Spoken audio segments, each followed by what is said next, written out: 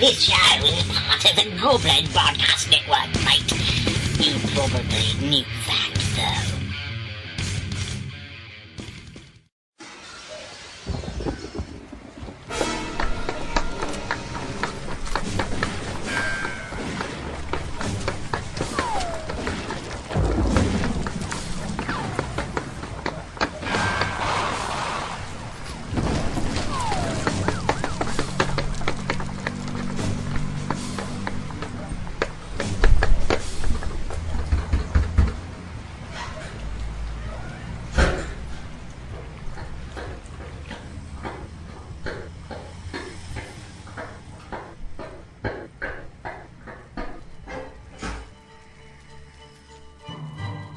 Don't worry, friend. They won't find you here. You're safe now. Oh, thank goodness I found a gamer's haven.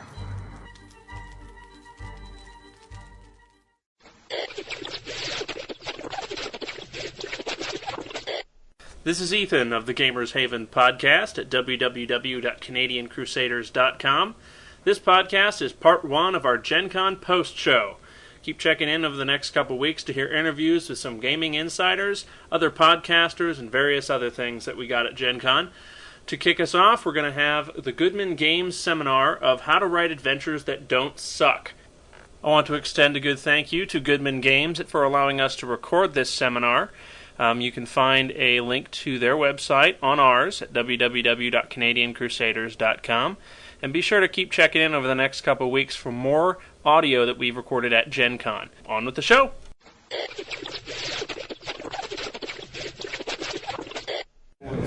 This is Eric, is Ethan's older, smarter, better-looking brother. I am at the Goodman Games How to Write Adventures That Don't Suck. It is about 5 till 7 on Friday, August 17th at Gen Con number 40. Alright, everybody. I assume you guys are here for the seminar, How to Write Adventures That Don't Suck. Is that what everybody is here for? Excellent. All right. Get a little bit of the bookkeeping out of the way first. Joseph can't be here right now. He's actually in at a seminar with Wizards of the Coast, a little thing called 4th Edition. By the way, please don't ask us about that. We planned a seminar before the announcement. We can't really get into it because we really know about as much as you guys know. So, and it's going to change everything. So, and the company just has not figured out what we're doing, and we're not about ready to make a snap decision. So let's not spiral into that. Let's just kind of assume that hasn't happened, and maybe it'll go away. No. Anyway, so let's just not spiral into that, and there's going to probably be a lot of what-ifs regarding that. So let's just try to focus on how to write adventures, some basics on structure and everything.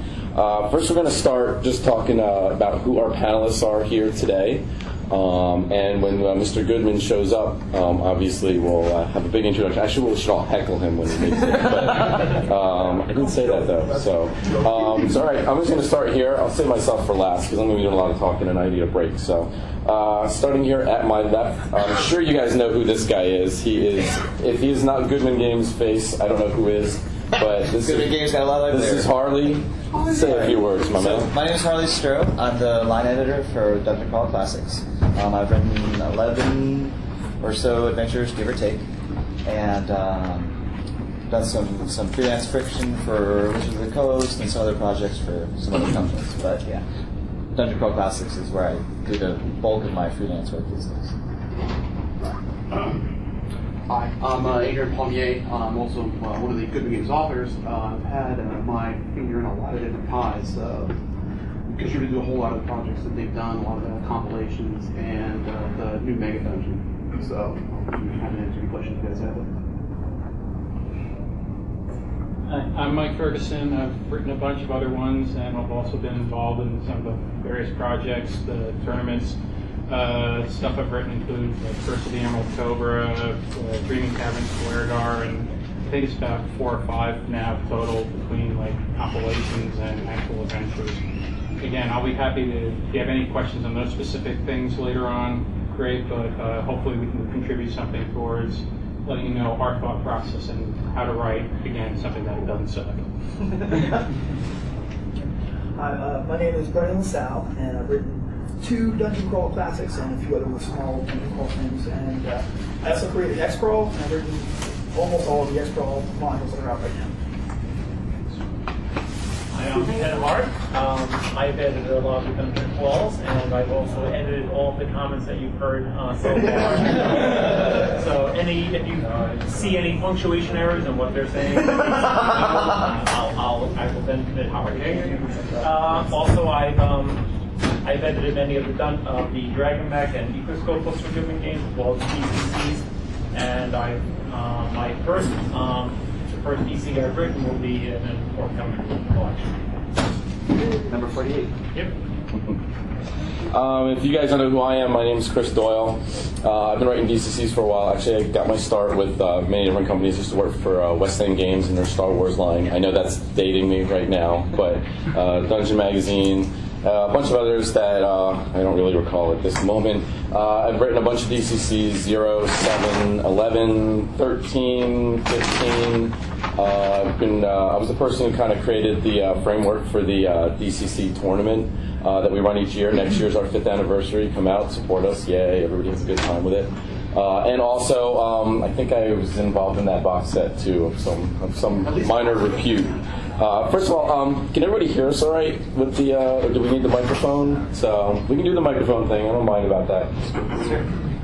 So some of us have been working the hall already quite a bit. So some of us are already a little on the horse side. So we'll try and do the passing of the microphone thing around to make things work. First question I guess we have is, what are you guys looking for out of this? We're going to go and take a stab in the dark and assume that you guys are looking to get published. I mean, is that, you show of hands, is that what people are looking for? A couple people looking to kind of break in. They want to know some of the tricks of the trade. All right, not too many people. Are you guys looking to improve your home games? Is that what you're going to hold? Can't be wrong. This could be more fun than I thought then.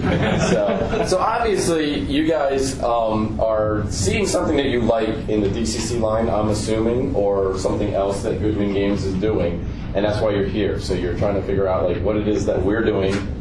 You have a question, sir? Yeah, I just want to point out one topic is what's going to change with 4th edition. Okay, and you missed my earlier announcement. Are you being really snide? So you've already missed it. No.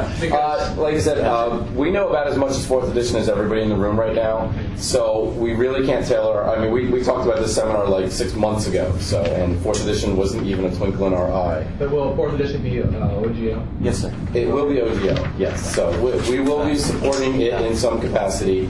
What that capacity is, we do not know. And that's really the rule set. I mean, the elements of the story, the elements of the structure are the same. They're consistent no matter what.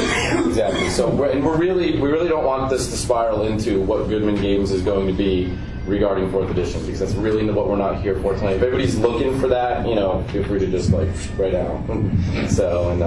But anyway, so that's what you guys are looking for. So all right, there's a couple things. We got you a handout, and we're just going to go kind of in the bulleted points and just talk about a couple of different things that we feel is important to the process, or actually the process itself of writing a good adventure. Everybody has a different opinion, and most of these are actually, we polled all of our writers, and they all came up with different things, and we expanded our list and kept expanding. So anyway, so we're just going to go right down in the line. We're going to talk about these. We're going to get a couple of insights from the panelists. If you guys have questions about the particular points, we'll take them. As long as it doesn't spiral out of control, we might have to put an end to it and move on to the next point. But honestly, I mean, you guys are going to get more out of it if you kind of tailor your questions to us. Oh look, we have one more author who's made it. So this is Mr. Jason Little entering the room, and he's going to say a couple of words about himself while he walks up here. So don't sit in Joseph's seat. I would never do that. Yes. Do we have another chair over here? Okay, we got one over here for you. Say something about yourself, Jay.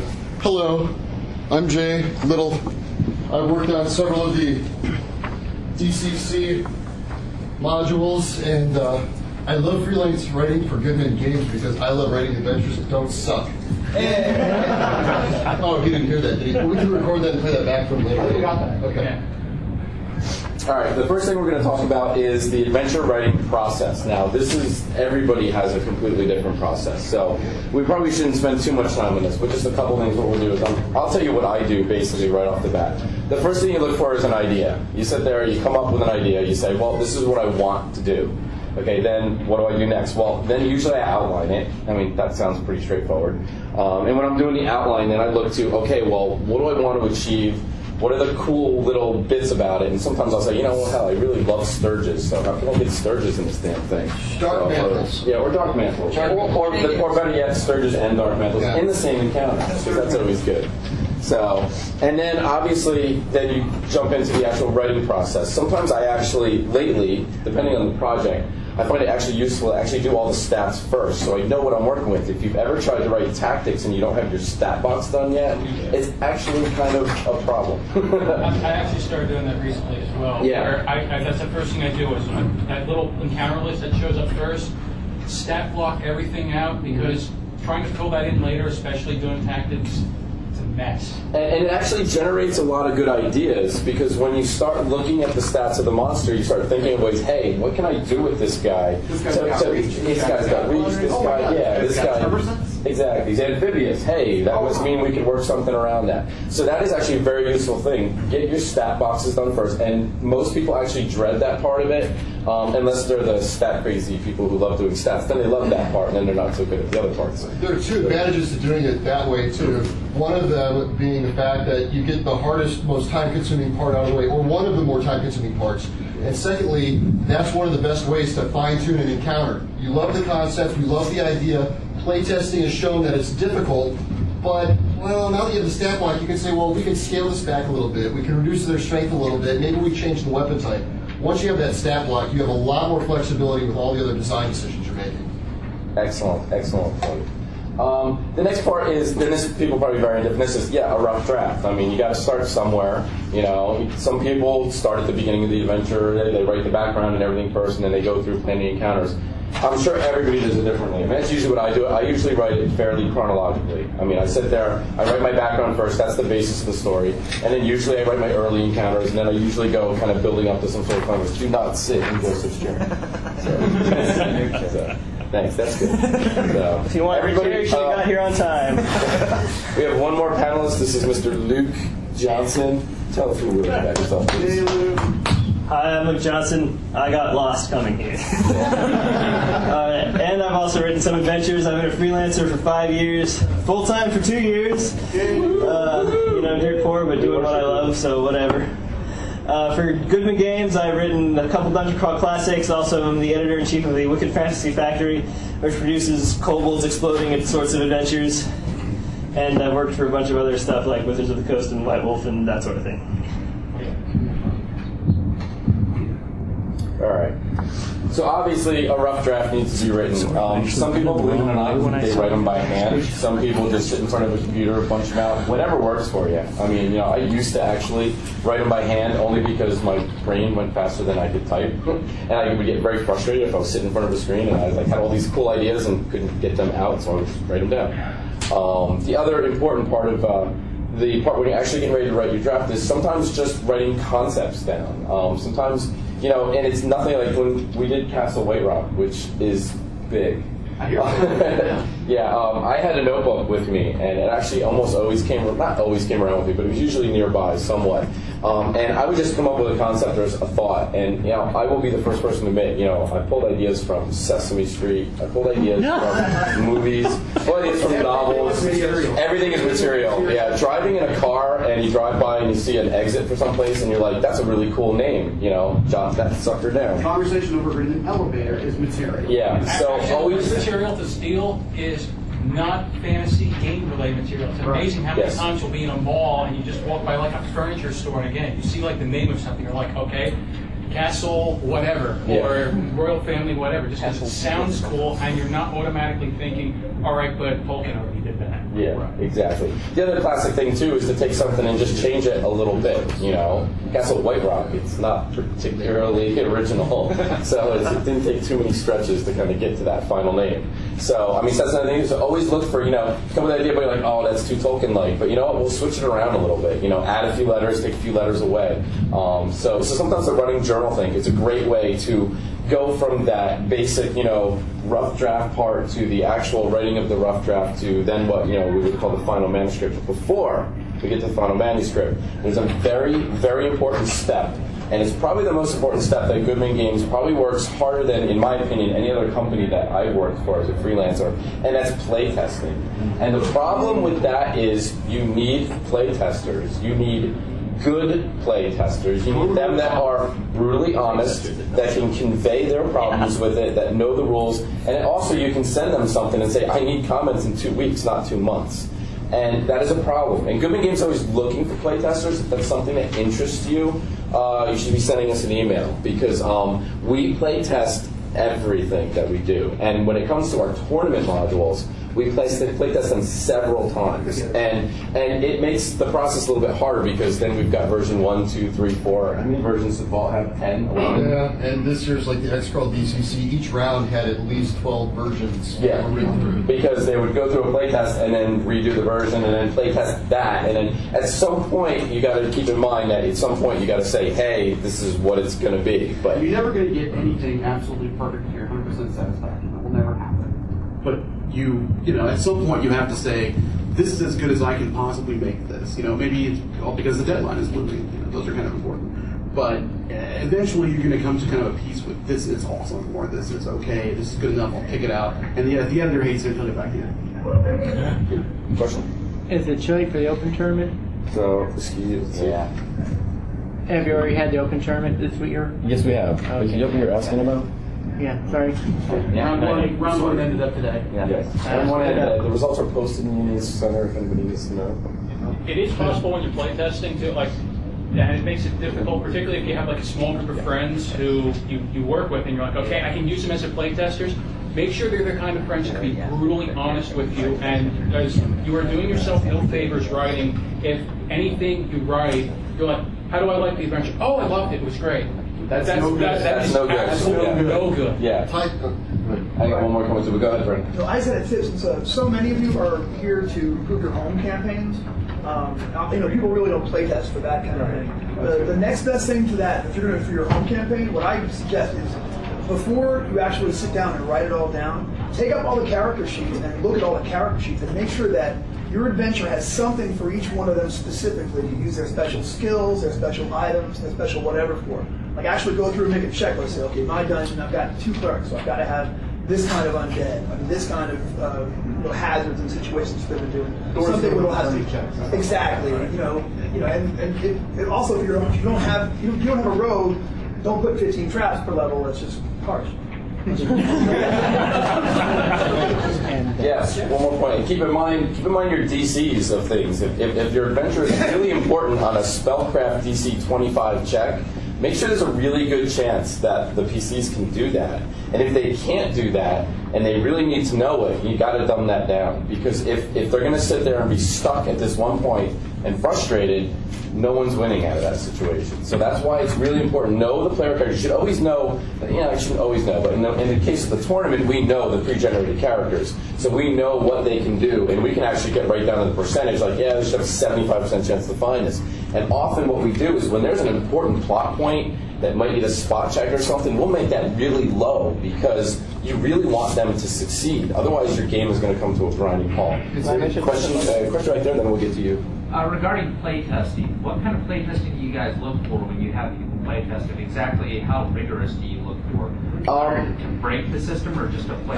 It depends. Our tournament adventures, we are looking to break it. We're looking to break it, and we're looking to make the encounters better. Now, and that doesn't mean we're making it really hard, because in the case of this year's, we actually had pretty much an unbreakable encounter in the beginning.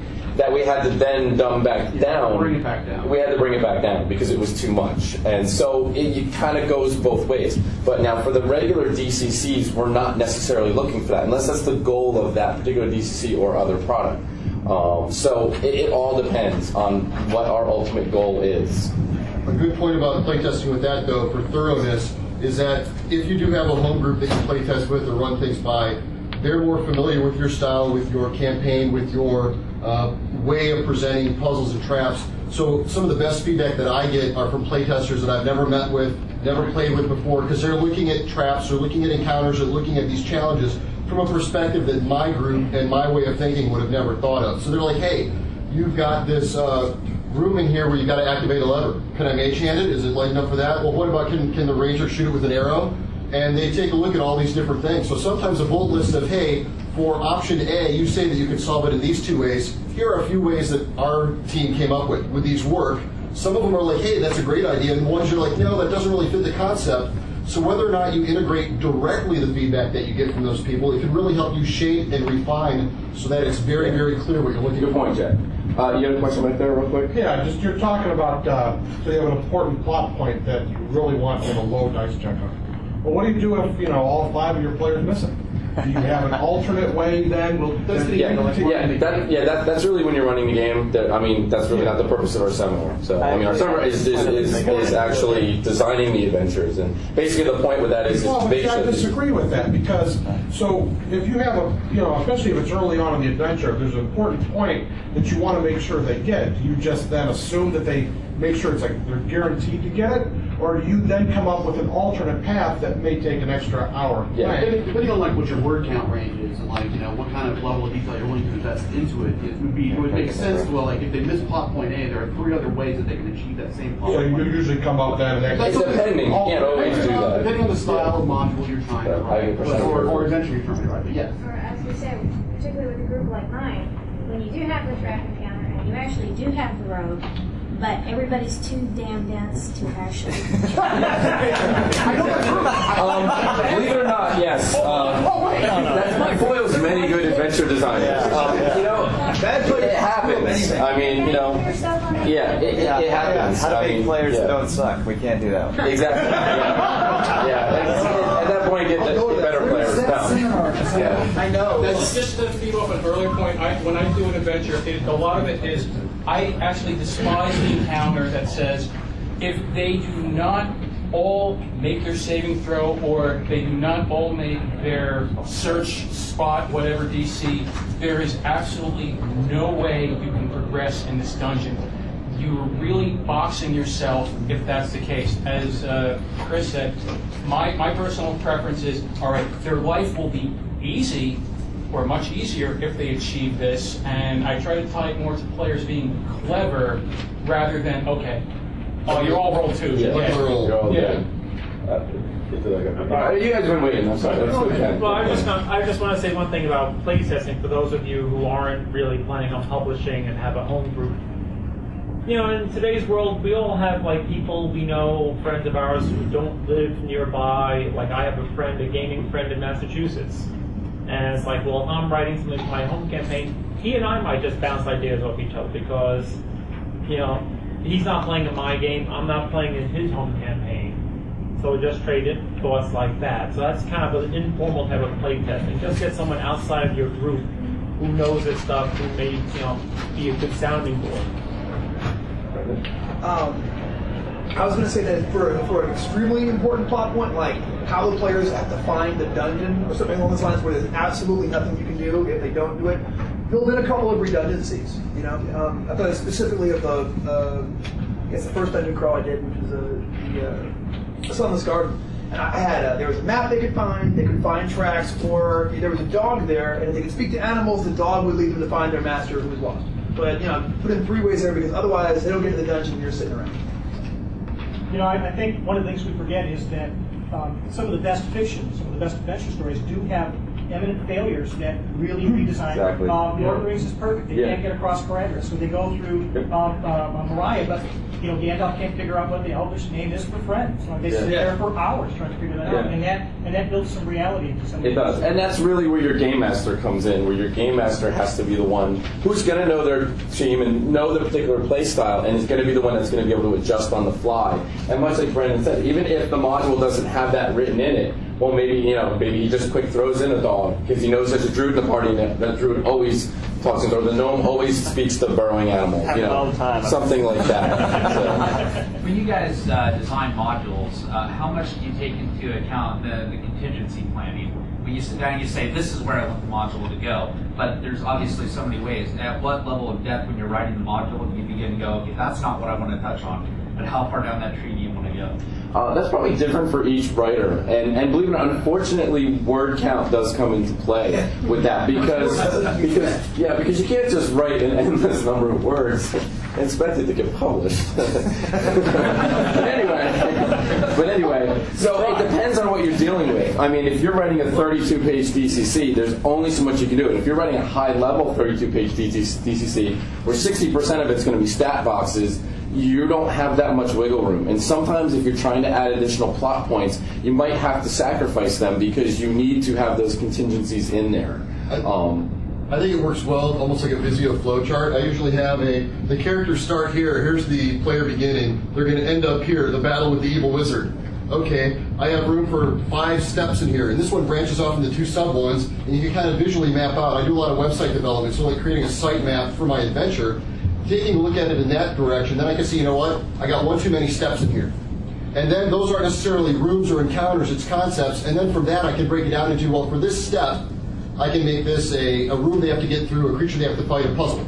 But being able to see that, they start here, they end there, how many steps in the process, page count, word count plays a big part of that, but as long as you have your end goal in sight, you can add or remove to be able to reach that end goal. I like editing a movie, excuse me. Luke needs to talk. I ran over here, come on, I want to be useful.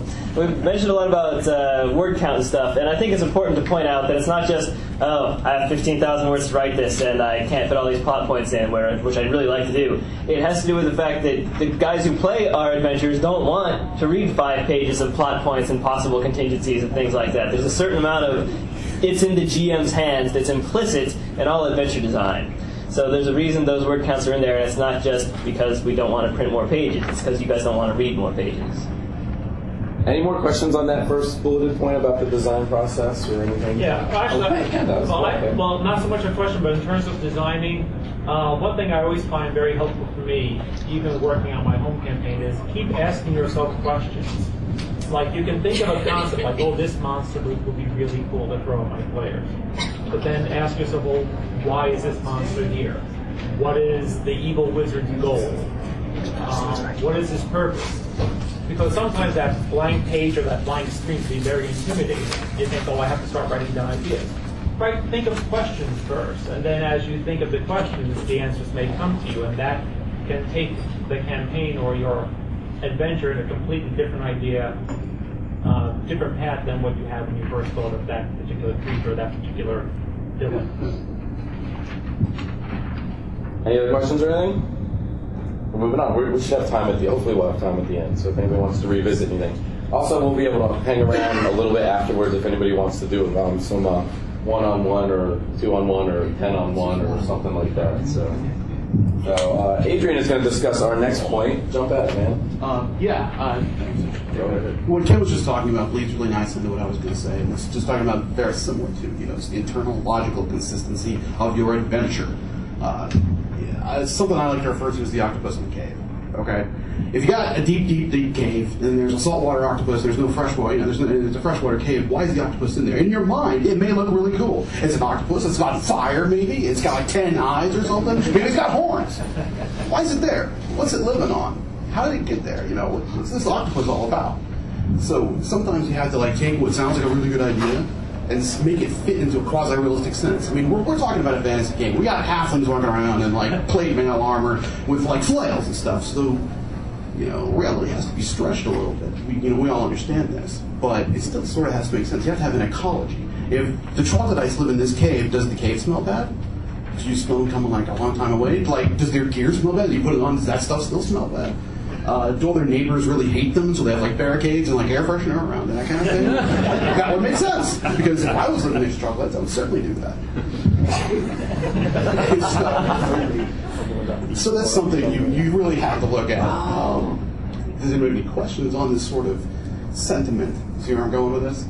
Well, to follow up on Adrian's point, I think you hear in a lot of cooking shows and things like that people eat with their eyes first. You know, like, it's not just the main sense that you think is the only one that dominates or dictates how somebody processes information.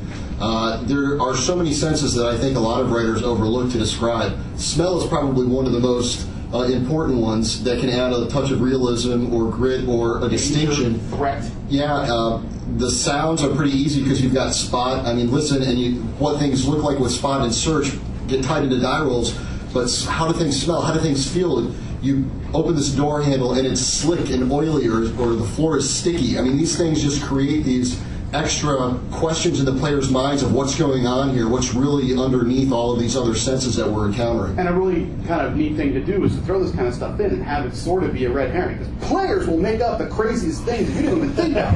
That's the most important. If that's an oily door, oh my God, this could burst into flames, or oh my God. This is something very, very important we learned earlier on.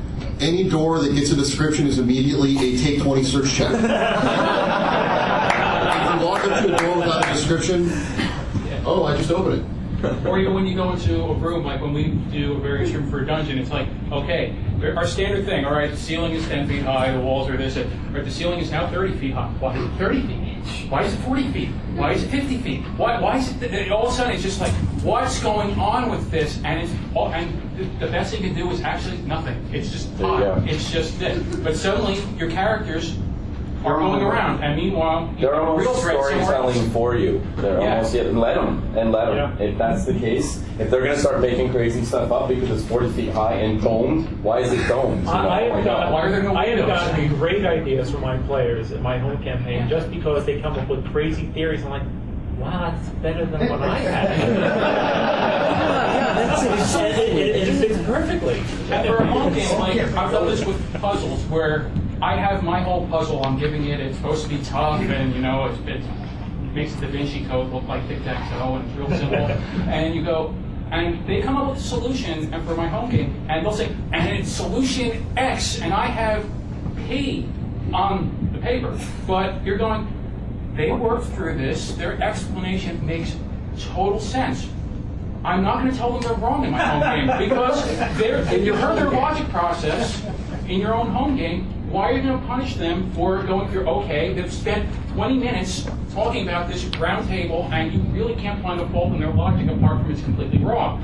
So, at that point, for a home game, that's what I would recommend. For a home game, if you come up with like a diabolical puzzle or something like that, don't be so married to your solution to where it's the only solution. Same with a published module. If they rattle off something and you're running it at home, there's no reason why theirs can't work just as well as what's written in the module. As long as you've heard that they're just throwing stuff out there, then no, they shouldn't get any credit for it, but give them credit for trying to work things through. Keep in mind, players, they like to succeed, and we're all here for them to have fun, and for the game master to have fun.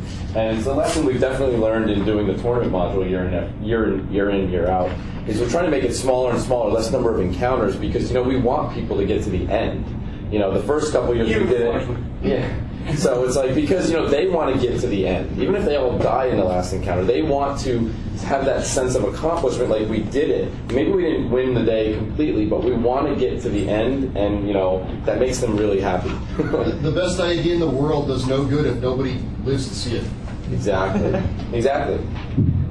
Sorry, I keep asking one question. That's all right. When you guys sit down to design a game, and you're thinking through a lot of these contingency thought processes, and you put this down, do you end up mostly designing for a game that you would like to play through, or do you actively try and make it as broad as possible for everybody else? That's a really, really good, solid question. A lot of times, now it depends. It's a little bit different to designing actually published product versus your home campaign. Home campaign, yeah, a lot of it's going to be dictated on who is your audience, okay? Who's playing your game? Do they want story-driven? Do they want combat-driven? Do they want politic-driven, okay? The published side of it, very much different. Sometimes you're given, here, I want a module that's low level, run with it. Other times it's like, I want this, we want Sphinx, that's what you want, and sometimes you'll get a little bit more than that. So there are kind of two sides to that. Sometimes you'll submit an idea or a proposal, like a resume for your concept, saying, I'd really like to write about this concept. So that's, I think, a little bit more of a personal investment. When I wrote Mask of Death, which was based on the Gamers movie, that was more of a Joseph saying, hey, I know you like the movie. These guys are interested in a module. Would you write this very specific module? So there was already a concept in place, and I had some wiggle room, but it was very, very clear what the module needed to accomplish. So there are really two different approaches to how you arrive at a writing assignment. Both are still fun.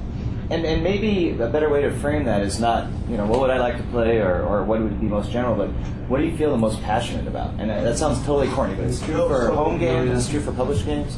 The ones that are good are the ones that, you can see it so perfectly in your mind, this, I may not want to play it, but this is the coolest thing I can come up with right now, and it's so cool that we're going to put it down, we're going to run you guys through it. And if as a home GM, you're feeling that, your players are going to eat it up. They feed off that love, And you get all the excitement, they're discovering this thing that you've envisioned so fully. And then when it comes to publishing it, it's really clear in the submissions we get, the ones that somebody felt really strongly about this adventure idea. Comments from the panel? Anybody questions? All right. Any other? One thing about maintaining internal logic and something. We all have at least one somewhat understanding friend who isn't a gamer. I would think. I like to bounce some of my more on-ball ideas off someone who isn't a gamer whatsoever. And if it makes sense to them, it'll probably make sense to us. So that's a little trick that I just throw that out. Any other comments on the 5 senses of the dungeon? We did talk about that a little bit already. Which taste? Do we taste anything? Tastes great. Stop liking the dungeon. How many times? You need ready to taste it. But really, hold on, really quickly. But one last sense, right? So Jurassic Park, right, is the coolest scene when, boom, there's the sound. We don't even see the T-Rex. We hear it, and then we see the trimmer. And so how often do we get into writing trimmers? We need to more trimmers. You need to watch the movie Tremors. There's a lot of times you boil it down when you're writing to, okay, this is all dependent on whether or not they make the spot check. I actually prefer, no, you all see it, you just don't know what it is. It's like, okay, you all saw the statue glow for a second, and then it didn't glow anymore. Yeah. You all saw it, no die rolling needed. Now what does that mean? And that's when you get the panic mode and the players going, oh my god, what the hell was that? Which raises fake spot checks. Right. Roll. Well, what are we trying to do? Okay. Just give me a roll. Because somebody was off in the corner casting a light ball really fast, and that was it. And that's the real enemy they should be looking for. But meanwhile, it's like, okay, spot check, where is it? It goes beyond just make this senses about checks. You really want to start thinking about more, how can I make it so even though they see it, they hear it, they touch it, what does it mean? And let their interpretations dictate the next motion that the adventure takes. Question? How do you make memorable NPCs? Because in my game, the most memorable NPC I made was by accident. The players, just in a random encounter, saw the goblin slavers with this orc, double amputee, and they liked him so much. Now, before you go any further, now, did they know that you didn't make that NPC up? Well, they because they don't need to know. Yeah. They don't need to know that. Run with it. Run with it. The most important thing to do is write down everything you do. Because when they come back to him again, you better have it right. Yeah, well, in that case, definitely write it down. Now he searches for traps, right? Yeah. You forward. I still take tax of opportunity because he was unarmed.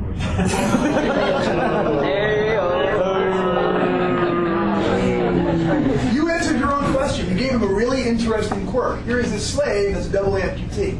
And I think that the NPCs that are really going to stand out are the ones that have something about them that is memorable. For your home campaign, give them a phrase or an action or I like to imagine what actor would be playing them in the movie when it comes out. Yep. That's a great way to write when you're writing for your own stuff, and really when you're writing for professional stuff too. You just have to find a way to make that come through without getting sued.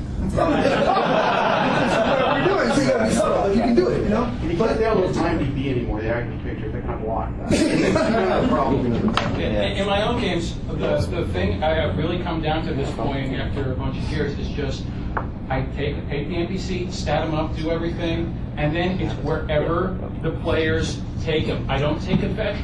All the ones I've always gone, if this guy's going to be cool, he goes 3 seconds into his opening monologue, and the players go, boring, and it's hacking to death. It always happens. And the ones, you're like, okay, you met a minstrel in the tavern, and then, what's the minstrel's name? Steve, I don't know. The bard. Why is he carrying a lute? Why is he carrying? And you're going, oh my God! For whatever reason, they picked up on Steve the Bard as the most cool NPC on the planet. Yeah. You just roll with it. Have stats. Roll with it. Roll with it. Quick personality. Write something down on top of the page. These are great ideas for if you're running a game and someone just happens to show up. But in terms of designing adventures, one way I like to make encounters that I hope will be memorable is to make cool things happen in the environment. Because in a great action movie, the environment always plays a key role. You hear it sometimes said that the setting is a character. And this is especially true when I write Wicked Fantasy Factory adventures, because those are supposed to be like action movies. So I've got rooftops with glass and rain raining down, and there's another one that takes place in a giant robot's brain, and people are running up and down on gears and riding up and down on chains and stuff like that. And there's another one I wrote. I'm so great about this. I'm not trying to toot my own horn here. I'm just saying these are things that I hope will make the encounters interesting. Where rocks are floating up and down over lava pits, or people have to move around from platform to platform. Anything where the characters have to move around, I think, ends up being memorable. And as a GM and as an adventure writer, if you write in the descriptions of those places and keep hitting them, during the scene, your sword slices through the raindrops as it seems to move in slow motion, stuff like that. I think those things make for memorable encounters. Well, and sometimes we forget that we have no special effects budget. There doesn't need to be a 10-foot corridor. We can be whatever we want. Cool 15 by 15. Yeah, we can expand. Dynamic environments are so much fun. They're so much fun to the players. They're so much fun to the GMs. They take a little bit more time, but your players will never forget. When the teeter-totter bridge is slowly falling away. There was the tomb. I forgot. The Thief Forceful. I forgot. Thanks, Peter. So I was just going to say one thing to follow up on what Luke was saying is I think over the past few years since 3rd edition, especially with 3.5, we've all gotten into that grid mentality, that two-dimensional way of thinking, and you gotta get back into 3 dimensions, like Luke was saying. Just don't be limited to that grid pattern and miniatures and kind of scoping it out. Think high, think low, think things moving in and out of the frame. I had a question about equipment. There have been occasions where I've seen very unique, cool equipment that's shown the way it's supposed to be shown to players. Then they take down the NPC, and you have this issue where they get it and they get to run with this thing that you may not want to have, or you have to snag it back in some way that is going to disappoint them. Have you guys run into that at all? Oh yeah. I would get robbed. Yeah. They're walking around with a golden, great sword that shimmers beautifully in the light with adamantine studs. Somebody robbed that thing. They're walking around in town and you're, hey, look at that. I'm going to cut off Brendan here because I was late. Because I ran into this exact problem with an adventure I just designed for Wicked Fantasy Factory again called Against the Iron Giant, the one of the giant robot, where I wanted to have these called the magic gears, where you stick them on your armor and they turn and they have glowing runes on them and they give you bonuses, basically just because I thought they would look cool and that people would like to pick them up. And at first I was like, these things work only when you're in the Iron Giant, and afterwards they fall off and become unmagical. How many times have we had that? Just because I was like, this would be really cool, but they would be too powerful later on. I don't want to lose them because I think they're really cool, and they'd be too powerful later on, so this is it. And playtesting came back, and everyone was like, I'm really pissed off about how we can't use these later on. I earned them, goddammit. And so the final version of the adventure, I believe this went through layout, you get to keep them, but I throw in the caveat that they're permanently stuck to that piece of armor, so if you want to swap it out for better armor or whatever, then you'll have to lose it. There's another weapon of the same sort of thing in that adventure, and as you can probably tell, it's sort of a pseudo-fantasy science thing, and so there's this spear you can get that, shoots lasers or whatever, and it's really powerful. It is. And if you bring it to, I decided, GMs, this would be worth about this much. However, if you don't want these third-level characters to be running around with that kind of loot from selling the single spear, maybe no one takes them seriously, or maybe it works only for the person who can put it together, or maybe, blah, blah, blah, blah, blah. So leave it basically up to the GM, but give them some ideas about what they can do to still have these cool things in their adventures, but not necessarily have PCs getting better. The other thing about that is most of your more powerful items you can easily turn into intelligent items, and that's exactly what they are. They're intelligent. So maybe you want them to have a holy sword, but you're like, uh-oh, wow, that holy sword is really unbalancing things. Well, that holy sword, if it's intelligent, it's got its own opinions on things, and maybe it's not always going to want to be used, or maybe you need to stud its scabbard with gems, or try and create some kind of a drawback to it. Maybe it will purposely not let you draw it or something, or try and come up with some kind of balancing thing that doesn't seem too contrived that's going to get your players ticked off. Like, as soon as you set foot out of the Tome of Horrors, it doesn't work, kind of thing. Because we've seen that. I mean, it's kind of a cop-out, And if you do that, somehow warn the players beforehand that it's not going to work afterwards, so they don't feel totally cheated. Yeah, exactly. Another interesting thing, I think Brenda did a great thing when he designed X-Crawl. The nature of X-Crawl, if you're not familiar with it, you get prizes for completing these live pay-per-view events. You can't loot the bodies of the people that you beat during the encounters. When I wrote the tournament for this year, and so I got to play with the rules a little bit more, I'm like, dude, this is great. You can kit out some enemies with anything you want, and you just create provisions or restrictions. In X-Crawl, it's the law. In your game, it may be that they're confiscated when they leave the dungeon by the dwarf patrolman outside, but you can create some restrictions there. And then in terms of X-Crawl, okay, you cleared this room, you don't get the +2 keen sword that the fiendish vampire was using, but everybody in the team gets a +1 longbow and 3 potions of healing. There are other ways that you can reward players, and remember, you can choose rewards that aren't magic items. They're popular. They get a tract of land. They get the deed to an abandoned mine that turns into a whole other series of adventures. So there are a lot of ways that you can get out of that mind lock of just equipment-based rewards. Do you have any more comments on the, seeing encounters as a scene in a novel, video game, along those lines questions? In contingency, when you're planning between modules, between adventures, how much do you guys actually put into seeding for the next adventure? At the end, it's, to be continued, and do you guys do that with your modules, and if so, to what extent? We really try not to, actually. We do have a couple of our modules are like, trilogies and sequels, and that. We like to actually do them kind of more after the fact. That it's kind of like, a lot of our stuff is supposed to be world neutral, drop right in, use it, but it's always there that then you might revisit it, come back and do like 17 and then 17.5. But we try not to do those ahead of time. There's a couple of exceptions to the rule, obviously. But now in your home campaign, that's much more important because you need to be doing that. You need to be going right in a row. So it all depends, again, when we're actually laying out, like when we sit there and say, a lot of times we'll wait to see the feedback from a particular DCC. Everybody loved number 17. Well, if everybody loved number 17, we must have done something right there, so let's give them something more like it, and trying to meet the demand of the fans. And that's really why it's important, go to the Goodman Games forums and tell them, I really like this, or, no more, icy adventure. I was going to say, rather than after the fact of how we hook it into the next one, we kind of pre-hook it by every Dungeon Crawl Classic has ideas on 3, 4, or 5 plot hooks on like, hey, here's a way that you can integrate this module into your campaign. So rather than worrying about what you're going to do next, we're telling you from wherever you ended up, here's how you can bring people into this storyline. Here's how you can introduce this plot to your party. So kind of reversing that. Is it more marketable to have multiple plot hooks like that?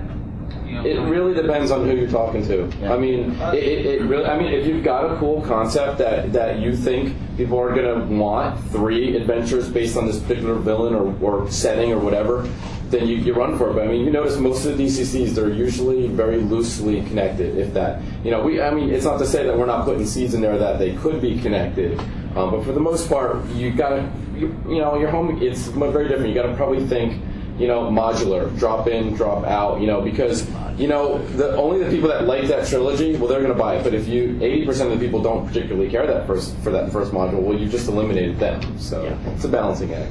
We're kind of running out of time a little bit here, so we're going to try and move up a little bit. Like I said, we're going to hang around for a few minutes afterwards if people have, want to go back to a particular topic. Keeping adventures fresh, revisiting unused monsters, rules, environments. We talked about environments a little bit, but I think it's really worthwhile talking about some other concepts about things that nobody uses this particular monster, so hey, let's do that guy, or let's make it a little bit different. Yeah, and that pretty much says it. I can throw out some examples. If you want to use a monster that's already around, please give it some new spin. I wanted to use kobolds in one adventure, so I made them special, really pissed off kobolds. Gave them some special rules and glowing face paint and whatnot, at least so they'd look different. And new environments we already mentioned, and what was the other new thing we were supposed to talk about? Rules. Oh, there's plenty of rules in 3rd edition that don't get used, like grappling. Please don't include a lot of grappling. But there's a lot of cool rules about environments and fires and smoke and water and ice. When's the last time you guys looked at the rules on forest fire? They're there. Which last time you had a monster that used Overrun or Sunder? Right. I mean, there are some killer ideas. So, a memorable monster will sunder basically. Even drowning. I mean, drowning doesn't get used up that often either, surprisingly. Yeah, it's amazing what you can do is just pick up the rulebook seriously and just start going through those sections that you always just skip through because you were bored and you're going, when am I going to use this? This is when you're going to use it. In the DMG, you start going through like the environment stuff. It's scary how many times you can go through looking for a concept going, I really want something like shock and awe tactic in here, and then you just come across that one paragraph and you're like, whoa, is this in the SRD? Yes, it is. You're going in, and it's brilliant, but it's just there for the taking. It's not really anything that it requires much work on your part, apart from just find it and then figure out how you're going to exploit it from there. 2 more examples real quick, and I will get to your question. First one is, everybody knows what a rust monster looks like, all right? The second the party sees the rust monster, they know what it is. So DCC 29, our collection of short ones, someone came up with a rust spider. It's a spider, and it does what a rust monster does. But you know what? Nobody knows that until it touches the very first door. And you know what? It's one of the more it actually is hung around. We put it in our monster collection, and we've used it again before. Other authors latched onto that and said, "Whoa, this is really cool," because they're never going to think that spider is going to rust it or its webs are going to rust it. So look at that. The other thing, and I wish I had an example right now. I'm sure 6 will fly around in a second. But look for pairing 2 types of monsters that work really good together. Stellan from Vault of the Dragon King. There you go. A half-dragon Etten. So you've got all the double-dose goodness of the 2-headed Etten, but they're both dragon heads. Yeah. Which is just the more memorable monsters people makes it really fun. Definitely. You have a question? I was just going to say, apparently I first saw this on the whole game. Grapple was just a first-strength check, which made better sense to me than... Oh, God. Grapple? Who wants to handle that? If only that one. The nightmare that I've been explained to me, your God, it's your campaign, you're running it, who you say, there you tempt the finger of God. Yes. Hi, everybody, come on. It's your game. It's a warm, fuzzy moment. Come on.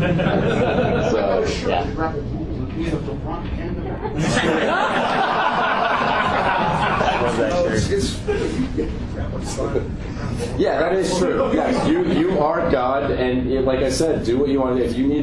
If your group uses grapple all the time, streamline it. Please, by God. And then send it to Watson. Don't use that word streamline. Remember, if they grapple your guys, you grapple, then go for a pin immediately. They'll be like, what? They can't do that. Yes, they can. At 8 o'clock, we're going to do a special grapple seminar after this. And these guys are actually going to demonstrate it.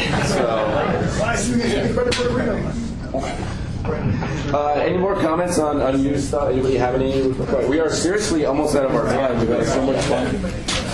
Well, the question I had is, once you've got your adventure written down and you think it's ready to go, how do you get it out there to see if somebody wants to publish it? Aha! That's kind of what we thought tonight was going to be all about. We were really kind of surprised it wasn't, and for the 3 or 4 people in here that's really what they're here for. That's a great question. Each company is really different. A couple of the basic rules are know the company that you want to get published in. Okay, when I say know them, you don't need to necessarily be friendly with somebody on their staff, although that doesn't hurt. However, but know their products inside and out. If you want to write a Conan adventure, you better be really good at Conan. You better not just be, I think Conan's kind of cool, but I didn't see the movies or I didn't read the books. So you need to know your material. If you want to write a DCC, you better know the DCC line. Because I hate to tell you, we'll know if you know the DCC line. If you submit something, there's 59 of them right now. You submit something that's like one of the other ones, well, you didn't do your homework. And so that's probably the most important thing. Now, all game companies have websites. They're going to be very clear on their website what their submission guidelines are. Most of them will not take unsolicited submissions. So you need to get past that part. You need to probably get published somewhere who does. In the past, Dragon Magazine and Dungeon Magazine was that avenue. RPGA was that avenue. I'm not sure if RPGA still does that kind of thing, and I really can't comment on that. But that is what I've got was small enough for Dungeon. Well, yeah, exactly. And everybody's got their own rules. They all have different word counts and different ways they write their contracts and everything. So the key thing I'm trying to drive, know who you're going to target, all right? And talk to them, email them. Make sure you're not doing a 50,000 word submission, not knowing if they're going to take it or not, because you might get a one-line email back saying we don't take unsolicited. Look at our website, page 2. It says we're not going to look at your stuff unless we've asked you for it. We want a 500-word summary. Don't send them a 20-page document because you think your idea is the one that breaks the mold. Exactly. Follow the rules. You're a lot more likely to get listened to. Part of the submission process, at least the way I see it, is you are, especially if you're not published, you are trying to prove to the publisher that you can follow direction and that you are a good and, more important, easy person to work with. If you can't even get the submission down to, I want 2 or 3 pages, well, I'm going to send them 12. Right there, I don't even have to read if I'm the line editor, because I'm going, they couldn't even follow the direction that said 2 to 3 pages. They sent 12. What's the adventure going to look like if they can't get the submission format? That is an excellent point. That's probably worth repeating more than anything. Harley, you could probably speak to that more than anything else. Yeah, well, most publishers will have writing guidelines or submission guidelines posted on their page. For Goodman Games, we do take unsolicited proposals. It'll be composed of a brief adventure synopsis telling us the sort of adventure that you'd like to write about, and then we also ask for a writing sample, which is a little bit onerous, but the purpose of that is to know, most of our DCCs are 32,000 words or longer.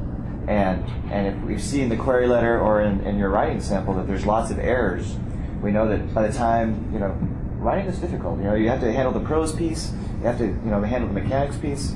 They don't have to be perfect. Both don't have to be perfect, but if there's errors in the query letter, I know by the time I hand 32,000 of your words off to Ken Hart, if we couldn't get the 250-word query letter right, it's going to be a disaster for Ken. And so it keeps me employed. So.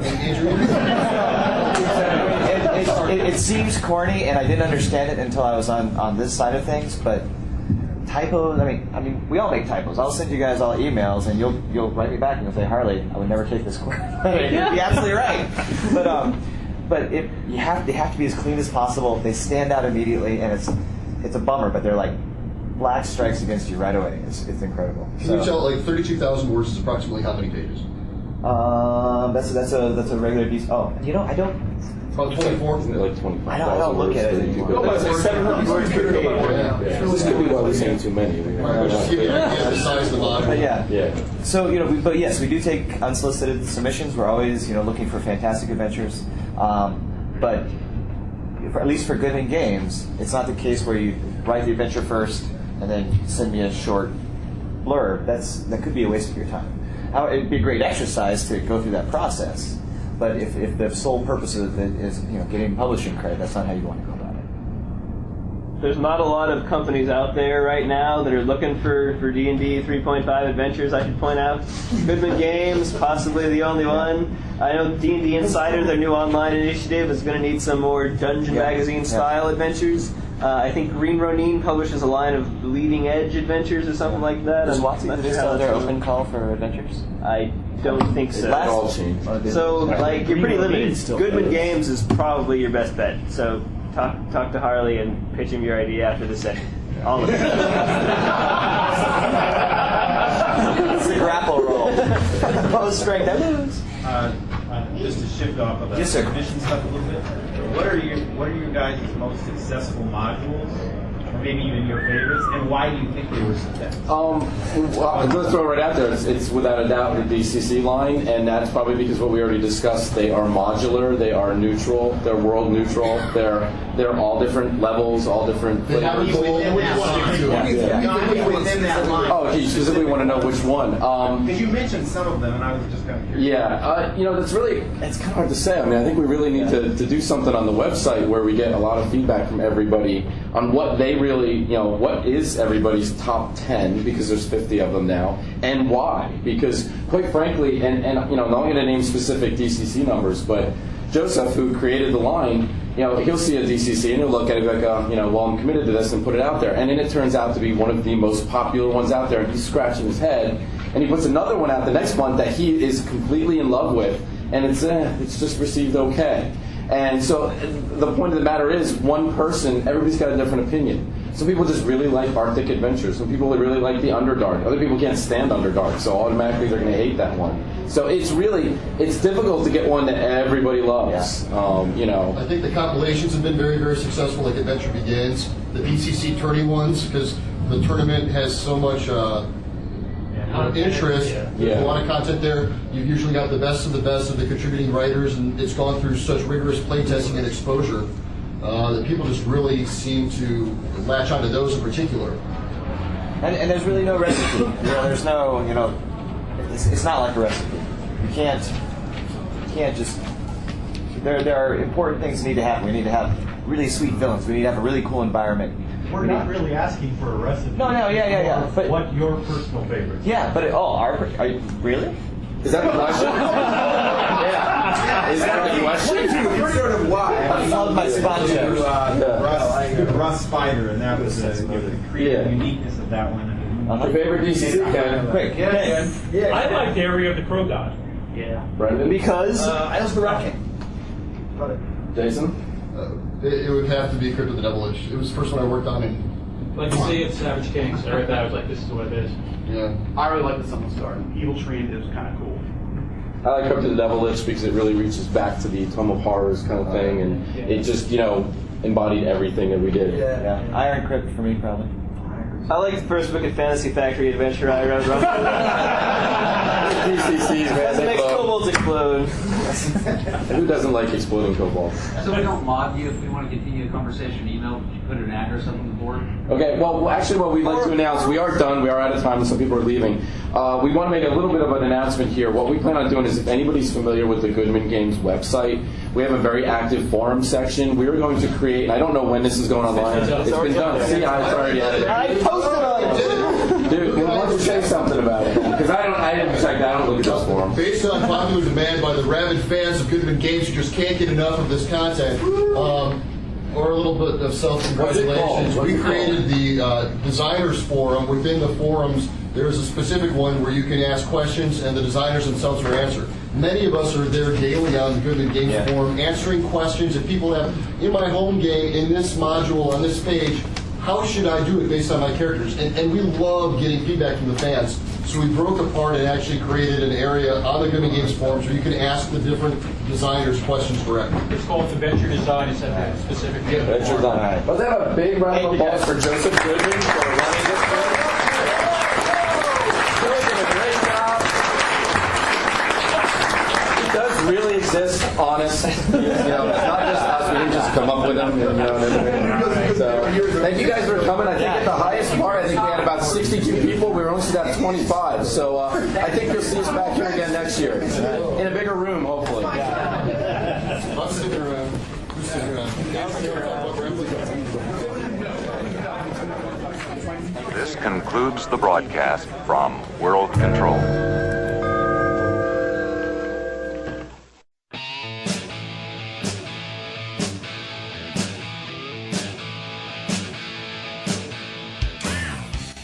You can visit our website at www.canadiancrusaders.com. You can leave us an audio, call our voicemail line at 206-338-2414. Visit us on the Frapper map, send us an email, or go by the forums on Fistful of Comics, or go to our website and click on the forums link to get to the forums, and leave us a message there, and we'll get back to you absolutely as soon as we can.